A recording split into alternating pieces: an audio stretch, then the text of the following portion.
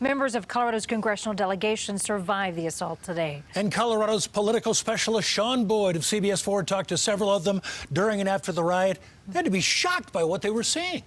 Many of them, well, like us, still trying to process what happened, but all agreed it is a dark day for our country when members of Congress are rushed out through tunnels with gas masks as the president's supporters break down the doors of the U.S. Capitol.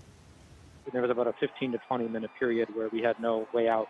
As pro-Trump rioters rammed the door of the House gallery, on the other side, Congressman Jason Crow was trapped. So the Capitol Police closed the doors, they locked it, and actually started to barricade the doors and pulled their guns out, and were getting ready to defend us. On the floor, lawmakers were rushed out a back door and into tunnels. Congressman Ken Buck among a handful who stayed behind to help police stave off the mob. If some people had broken through, there were only probably 20, 25 officers there. There were women members and others, older members that needed to get out of there. Congressman Ed Perlmutter wondered how Americans could do this. He blamed President Trump. I think President Trump raised the temperature with all of his different rhetoric and by not accepting the will of the people. Crow says it's not just Trump. He's been allowed to bring us to this point because people around him have enabled it. They also bear blame for inciting this violence. As the rioters took over the Senate floor, Senator Michael Bennet watched in disgust.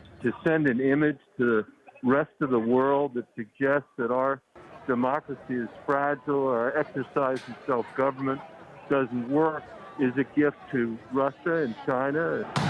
And I think that we will come out of this stronger, but it's going to take every single citizen of this country commit to the future of our democracy. That includes lawmakers, who Buck says continued to bicker, even as rioters threatened to breach the chamber. There were some members screaming back and forth, which just absolutely blew me away, that at a time like this, we can't even avoid partisanship. A lot of folks need to pray right now. Two Colorado Republicans who are fierce Trump loyalists and had contested the Electoral College certification just before the chaos erupted also condemned what happened. Congresswoman Lauren Boebert saying the violence we saw today is inexcusable. And Congressman Doug Lamborn tweeted, "This is not who we are as Americans." Boy, sure hope not. Yeah. Those images. Still can't believe them. No. Unbelievable. Can't get them out of your head. Yeah, thanks.